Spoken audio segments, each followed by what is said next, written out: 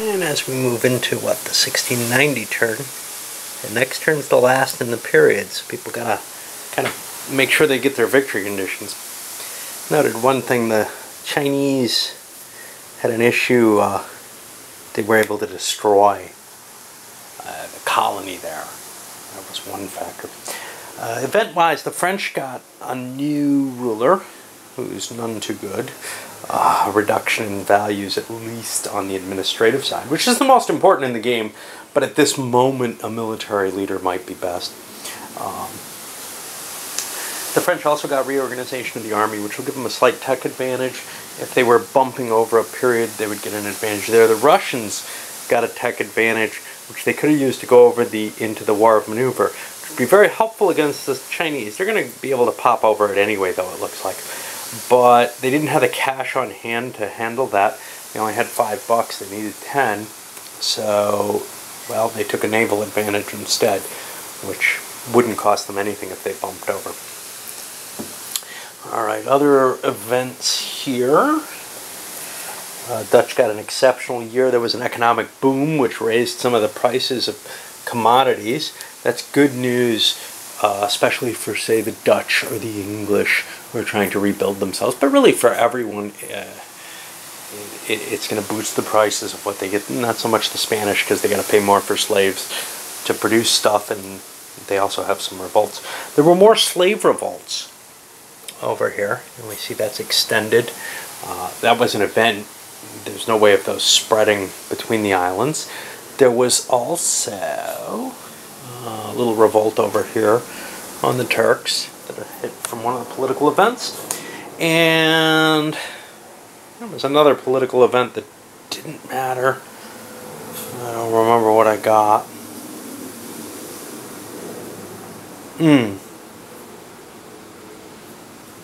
Yeah, the Treaty of Metternich. The Chinese would have gotten angry again, maybe, I don't know. But there were wars in India, and that again penalizes the Dutch here. The Portuguese are getting away for free, but the English trading post here in Gujarat is gone. It was destroyed, and the Dutch lost a level off one of theirs, plus they're not going to produce the income.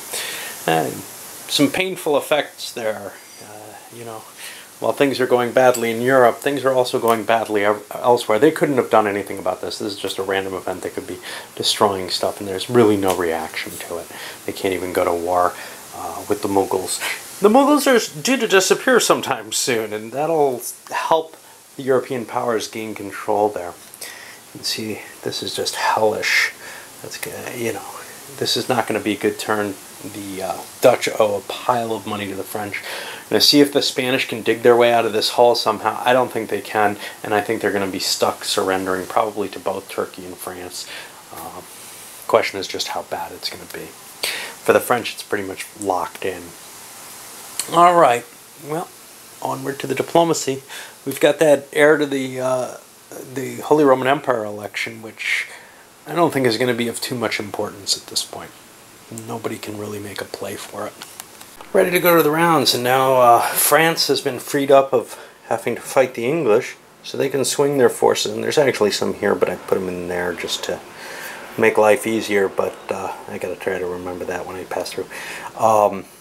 They can concentrate on the Spanish possessions in North America or in Mexico. French managed to pop into here. Trying to remember what else happened. Diplomatically, anything exciting here? You know, Turkey, but the way I interpret the rules, they can't take a hit voluntarily on their stability. Would have loved to open this war up into the Habsburg territories, because there's those revolts, because the Habsburg army is busy elsewhere. It would be overall to Turkey's great advantage to be able to do so at this moment. But they can't do it for free. And last turn it would have been to their advantage too, but they didn't want to do it at a cost. So I think it's perfectly fair there. We have new Spanish leader. We took the king off the map so that Alberoni can command the army. He's a little better than the royal is. The French have Vendôme now, who's about equal to Luxembourg. They no longer have the fantastic leaders of the recent past. Oh, wait, yes they do. They have Villars. Wow. Let me switch Vendôme and Villar. I really like Villar. I forgot he's still on the board. Habsburg's actually got a good roll for troops this time and ended up with an army plus and an army minus. Should be an interesting challenge for Vendôme. The Turks, their troops are not very powerful. So there's a good chance Alberoni is going to be able to defeat the Turks in Valencia. The Turks probably will be able to get to the Baleares, though. Spanish, French. Nobody can afford a navy at this point. In fact, the French got kind of lucky in terms of, because of the Dutch money or whatever, being able to grab a trading post here in Gabon. The Dutch tried to grab one in the Congo, and they ended up destroying the fort they had there accidentally. They caused a native uprising. Usually, when you're trying to establish a new trading post, you know, you only put a minimal amount of money in, and for the Dutch, especially in their financial straits, that's definitely an issue here. As countries become wealthier, they can throw it all in, or if they take out loans, they can, but the payoff usually isn't very good in terms of cash. So kind of the question is, well, you know, if I spend 50 bucks on it, it's going to take me, you know, 5 turns maybe to recover that money based on the raw material values. And that's a hard decision to make in terms of cash. You get a victory point, which is pretty good off of, you know, 10 bucks or whatever. Maybe not so much off of 50. Anyway, elsewhere, Russia's hosed. I mean, they should have surrendered to China before. There's a whole Chinese army. They have almost nothing to face it because they have too many leaders over here who can really, you know, they had to appropriate their troops based on the leaders they have. So they had to build more troops up here for another leader, etc. And it's just a pain of the command situation. I kind of like how the expansion makes some leaders have no rank.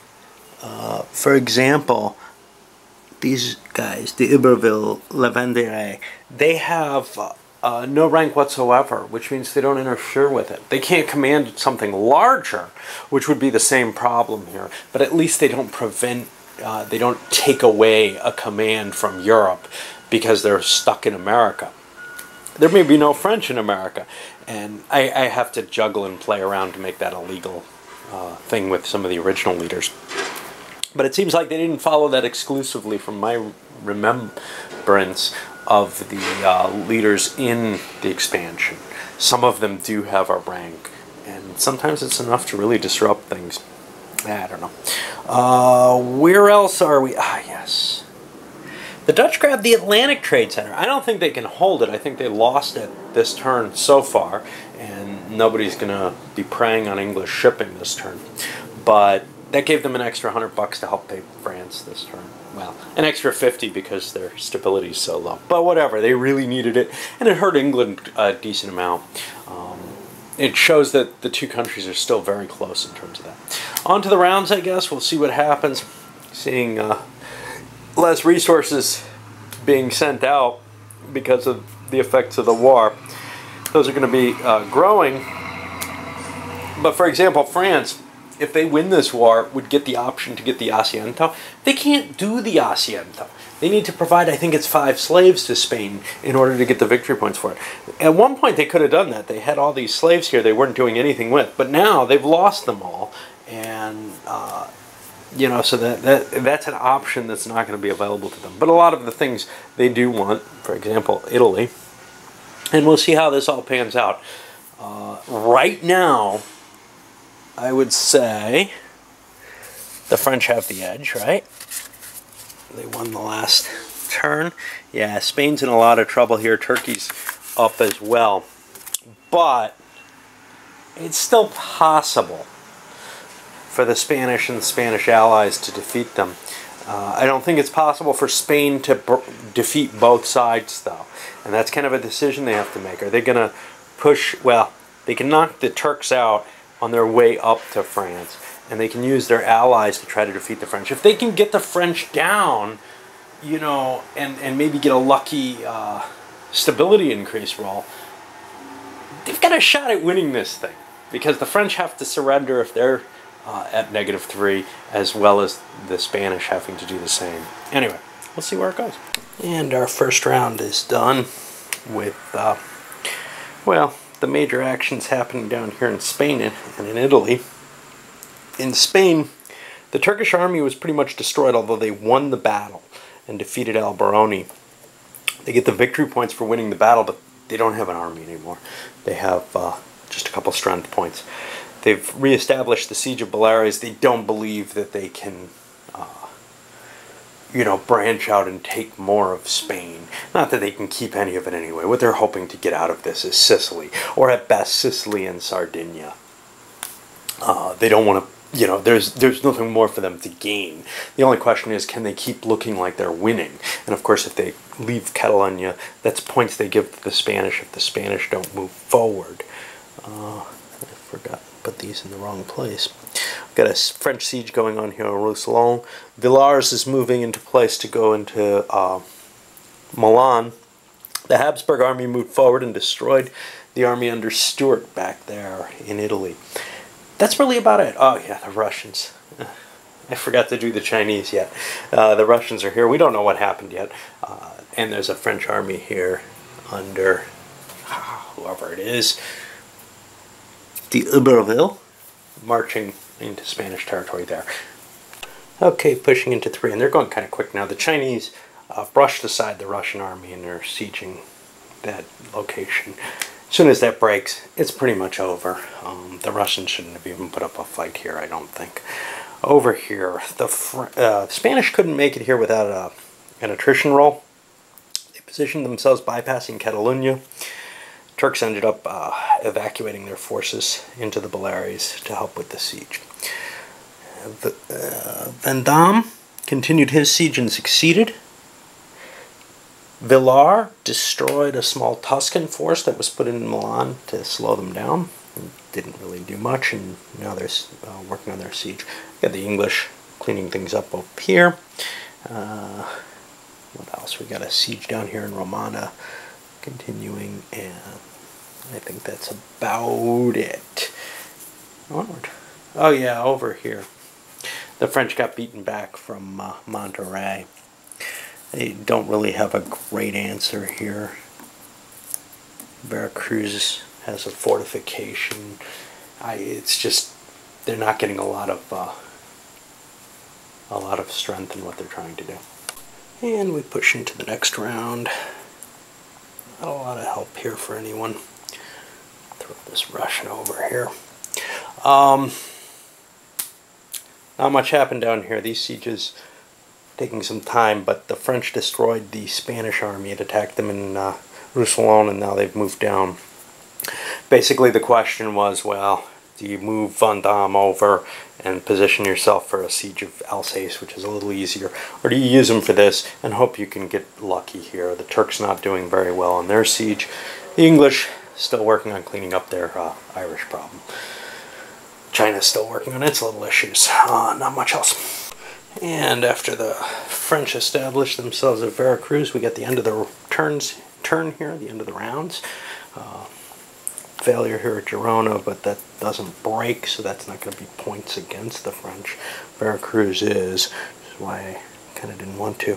Romagna, I believe, fell, as did Milan. Ready for a face-off between Villars and what's left of the Habsburg army, but that wasn't to be. The chances, well, basically the question is, can Spain maintain this war? If Spain can pull itself stability-wise out, they get another chance. And honestly, their decision, like Russia's, has been, I gotta gamble for this. It's the only way that I can get placement anywhere amongst the top players, I think, is if I can win this. So I don't see Spain surrendering if they don't fall, or if they're able to boost themselves out. I don't see them allowing the surrender. On the other hand, it doesn't matter what France does.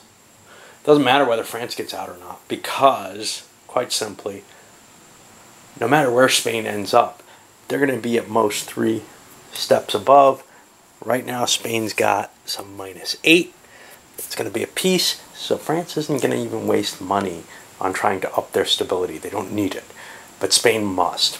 The other countries, of course, are going to try to boost their own stability to improve their situation on the board, because, you know, in terms of for next turn, if they're not at war, so they're not going to be decreasing. Russia's going to get its piece. I think it's going to take it. It just, you know, they can't win this war. They cannot win it. They don't have the kind of force that they can assert down there. And that's a big victory point penalty. Basically, Russia's going to get no victory point bonuses at all at the end of this period. Alright, so we're moving into the final turn of the period, 1695, turn 42. And, well, Spain didn't get their roll. It was unlikely they would. Stuck down here, they had to surrender to France and Turkey. Turkey got a piece of level 4, Sardinia and all of Sicily went to them. The French got the end of the Spanish succession, where they were allowed to get the Neapolitan territories. So now they have pretty much all of Italy, minus a couple little points. The papacy still has Rome, Tuscany still has Florence, and Modena is still part of Parma. And Genoa and Savoy are, of course, still there, as is Venice. But beyond those, you know, they had this big hunk of territory, and that's all valuable territory at the end of the game. That's stuff that kind of is counted in towards Spain's victory conditions,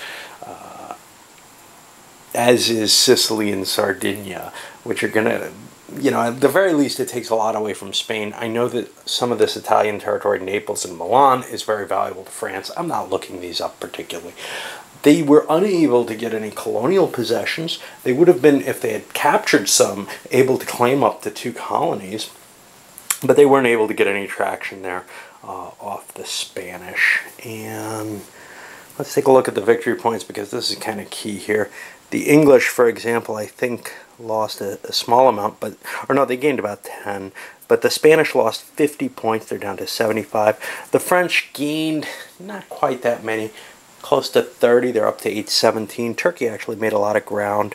I think they made about 40 points. They're up to 250. Lots and lots of points. The Russians held even. The Dutch gained a little bit, which is one of the problems between the Dutch, and I've mentioned this before, the Dutch taking over the Habsburgs, which is now a possibility because the Habsburgs have been freed from the Habsburgs and Spanish rulers are considered completely separate lines now. Spain no longer has a special circumstance with them. And in fact, we've got some Spanish forces.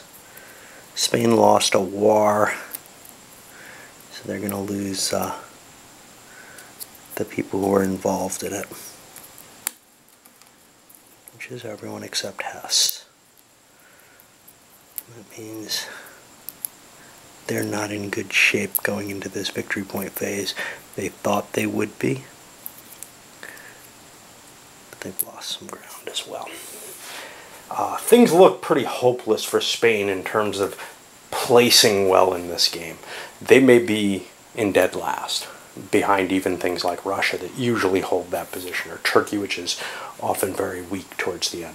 I think Spain's goal in this game at this point, and this is kind of the, gee, well, you know, when is king making, when is whatever, when does it really apply? And in a game like this, and in many of the games that I like in multiplayer, I feel like they're not really about the victory points alone. When you're racing for win, that's great and everything, but I don't feel like Spain's terribly upset about France. They've been beaten on by France all game, but they are pissed off about what Turkey pulled. They felt stabbed by them, and I feel like Spain would probably seek revenge throughout the rest of the game in whatever ways they can against the Turks.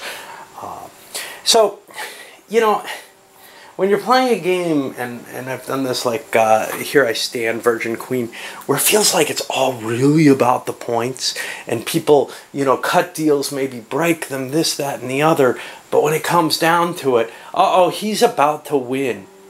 There's that feeling there. Here, France is running away with this game. There's no question about that, and I kind of dislike the balance of victory points feel in something like Here I Stand. I love the game, don't get me wrong there. I really do like aspects of it a great deal. But it focuses you on the victory points in a way that I don't feel fits sort of the national character. Whereas here, it's almost without doubt that Spain is pissed off at Turkey and will take them down. Spain has no chance. It's not a matter of, hey, we've got to stop France this time, and then maybe we'll have to stop England next time, and this, that, and the other. No, it's not. Spain is not going to be able to piece together a victory in this game. Once you realize that, once you're in that position, you're kind of liberated from the whole victory point thing completely. France is going to have to try and play to pocket its victory points, to be careful, and do its best to avoid wars. But frankly, you know, I don't see Spain joining one of these alliances against France necessarily. In fact, Turkey may be more likely to, and Spain may be more likely to join in with France against Turkey in such a situation. Just anything to balance them out, to try to bring them down to Spain's level. Economics is ugly as hell. I feel like I have to refigure the numbers just because so much changed, and you know, this has to be done every now and then as a sort of maintenance task. But France has 311 income from provinces. Spain's down to 72. Turkey, I've got up at 143. One thing I definitely haven't done is I haven't figured all the derived numbers, the manufacturing and everything. I have to do that for Spain, Turkey, and for France at the very least, and I'd kind of like to do the overall. Anyway, this one's going up.